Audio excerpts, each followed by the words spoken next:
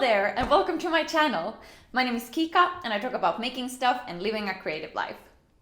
There's a bee in my bonnet, hello, hello, a bee in my bonnet, hello. There's a bee in my bonnet, hello, hello, a bee in my bonnet, hello. Would you be my song and I'll be your sonnet? You be my chair and I'll surely sit on it. I'll bring the gin and you bring the tonic. A bee in my bonnet, hello. There's a bee in my bonnet, hello, hello, a bee in my bonnet, hello. There's a bee in my bonnet, hello, hello, a bee in my bonnet, hello. I think that you're smashing from head to toe. I'm telling you this just so that you know. If I am the raven, will you be my crow? A bee in my bonnet, hello. There's a bee in my bonnet, hello, hello, a bee in my bonnet, hello. There's a bee in my bonnet, hello, hello, a bee in my bonnet, hello. Please my cheese and I'll be the biscuit that lock you. Okay, creative confidence. Right, where do I start this video?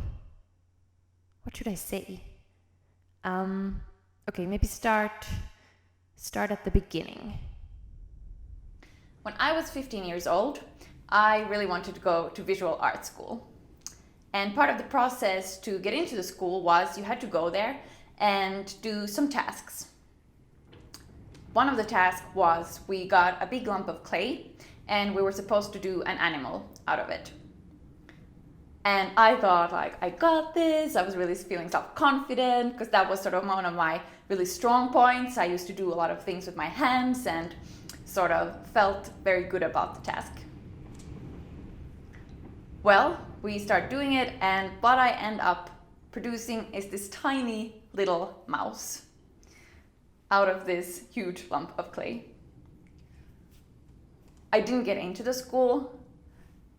It was maybe not only the mouse's fault, but what I do remember from that whole experience was being rejected for something creative I did and for it not being good enough. It was the first time I was hit with that, and it was a pretty big deal for me, and it also made me stop drawing and pursuing visual arts as my thing. Now, if you fast forward to today, where I'm an adult, I am actually doing, in a way, in a field of visual arts because I do photography and a lot of creative and visual storytelling. So then the question is, how did, despite that experience, did I get to today, and how did I regain that creative self-confidence? Okay, that was okay, right? Yeah. So how do I continue now? Should maybe make people feel included in the topic? I wanted to do this video to talk about that, and especially today when so many share their creative work online, it can be still quite scary and we can feel unsure about it, and just sort of have a little chat about ways to think about it that will make you more self-confident and sort of stop that from being a blocker from sharing your work. I wonder how that came across. Was I self-confident?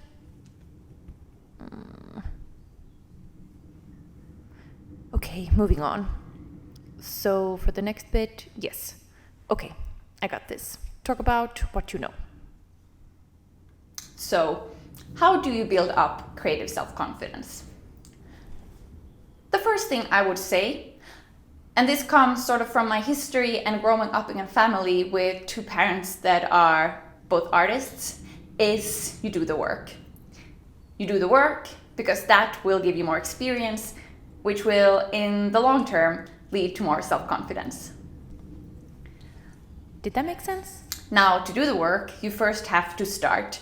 So if you, no matter what your situation is, to have that, create that space for the work to happen is a very concrete tip for anybody who's looking to build up their creative self-confidence, to start. And that might sometimes mean, leaving the dishes or not watching TV for an evening, just to have that space and time to do the actual creative work.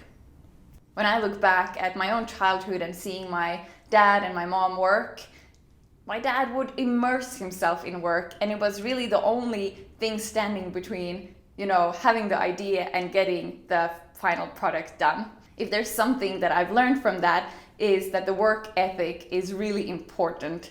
And often it's not about waiting for inspiration to strike, but doing the work, and while you're working, the inspiration will usually come to you. A great way to get inspired is, of course, to look around what others people in your field are doing. And the flip side of that, though, can be that you can start to compare, and especially on social media, where everybody seems to have these perfect lives, you can start to feel bad and insecure about your own work.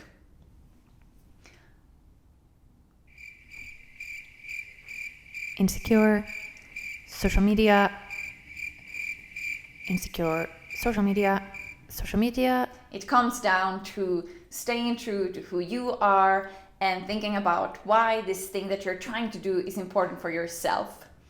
Nobody wants to be a beginner, or nobody wants to be the person who is still searching for their thing and sort of, if you haven't really nailed it yet, but you still want to share the creative work. But the only way through that is, again, just to keep showing up, to do it, and really be persistent.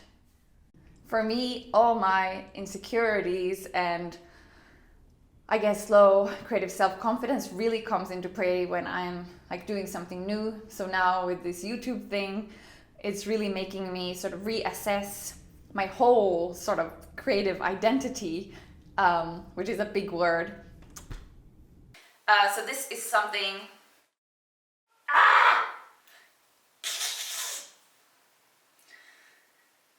Okay. Pull yourself together. I had the same experience when I started to do Instagram and post more daily there. In the beginning, it felt quite almost embarrassing and a little awkward, the thought of people seeing my work, and especially people that I knew in real life. I would think, like, what are they gonna think? Are they gonna think this is completely silly or not sort of the work and the photos I was taking if they won't sort of really correspond with who I am in real life? And that was scary. The way I think I got over that and still pushed through was this, I wanted to see where it could lead and where it would take me. Somehow, even though I didn't know what I was searching for or what it would lead me to ultimately become sort of a full-time content creator, I had some kind of a intuitive desire or feeling that this is something that I have to pursue. I know people can feel like that because they get so caught up in maybe the fear of what others are gonna think, or maybe they will ridicule or criticize the work they put out there, if it's photos or, you know, starting a blog or videos, so that becomes a blocker, just that fear of judgment from others.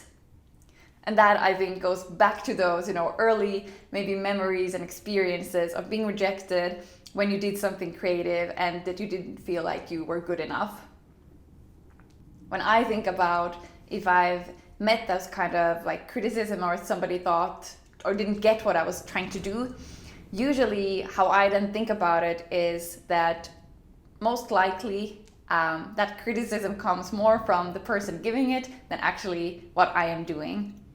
So seeing somebody going after their dream can be a trigger for some people if they themselves maybe haven't done it or don't have the courage to do it, but maybe still have a secret desire to do so. So if you're feeling that you're being held back by the thought of what are others gonna think, just take a step back and realize that it is not your responsibility to care for what that person, you know, what kind of personal things they're going through. No, you have a responsibility to show up to your own life and to make the best out of it.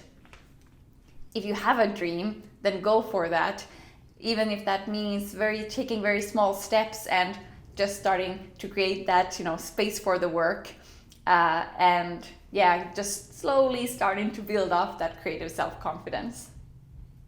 I want to share with you something that I learned from performing. So when you perform in front of a live audience, sometimes, even if it can be quite scary, you have to pretend to be confident and really know what you're doing. Because if you let the audience see that you're a little unsure, you're not sure what the next step is gonna be, they will immediately see that and the game is lost. I think that is true for many other things as well. Sometimes you just have to put on a little bit of an act, even if it maybe doesn't feel like you're 100% confident. It can help to give you that little push and sort of, act the part, be cool, and that will actually make you more confident. By now, I can say that I feel pretty confident about the photos I do, and I often have a feeling what kind of things will work for my style. But when it comes to, for example, this standing in front of a camera, it's definitely taken me on a whirlwind of all kinds of emotions. But the reason I still do it is because I want to learn more, I want to develop, I want to grow, and I know that in the end it will be satisfying and fulfilling to grow. That became a lot of growing. Okay, maybe wrap it up now. Alright, you guys, that was the video about self-confidence.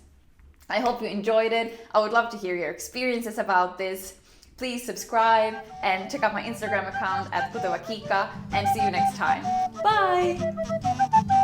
There's a bee in my bonnet, hello, hello. A bee in my bonnet, hello. There's a bee in my bonnet, hello, hello. A bee in my bonnet, hello.